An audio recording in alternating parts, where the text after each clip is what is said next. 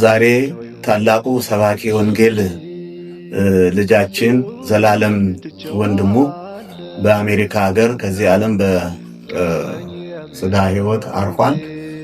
ዛሬ ተነስቶ ነገ ጠዋት አስከሬኑ ወደ አዲስ አበባ እንደሚገባ ሰምተናል። ይሄ ወንድማችን ታዋቂ ሰባኪ ኢትዮጵያ ቤተክርስቲያን መተኪያ የሌለው ልጇ አታለች። በዚሁ ሰባኪ ወንጌል ዘላለምን ልዩ የሚያደርገው በራሱ ቲኬት፣ በራሱ ነዳጅ፣ በራሱ ወጪ እየዞረ የተረሱትን አብያተ ክርስቲያናት ሁሉ የሚጎበኝ ታላቅ ልጃችን ነው።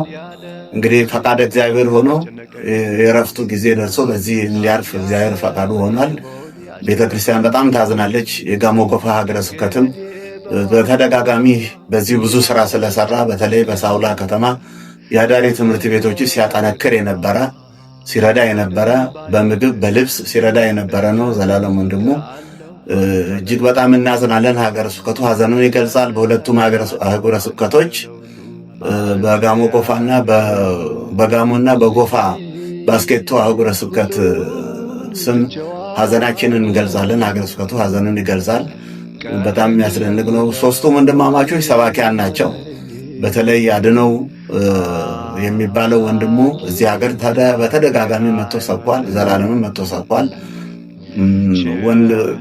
ስምዖን ጴጥሮስ ወንድሙ እንድርያስ እንደሚባሉት በወንጌል ወንድማማቾቹ ታዋቂ የወንጌል ሰባኪያን ሆነው ቤተክርስቲያንን እያገለገሉ ያሉ ናቸው።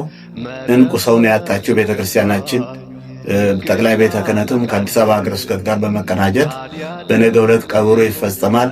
በዚሁ በቀብሩ ላይም የኦርቶዶክሳውያን በሙሉ ነጫጭ ለብሰው እንዲውሉ ይሄ ልጃችን ሙሽራ ስለሆነ ሰርጉ ስለሆነ ይሄ ታዟል። በዜና ማሰራጫ ኢትዮጵያ ኦርቶዶክስ ተዋሕዶ ቤተክርስቲያን ዜና ማሰራጫ ላይ ሰምተናል።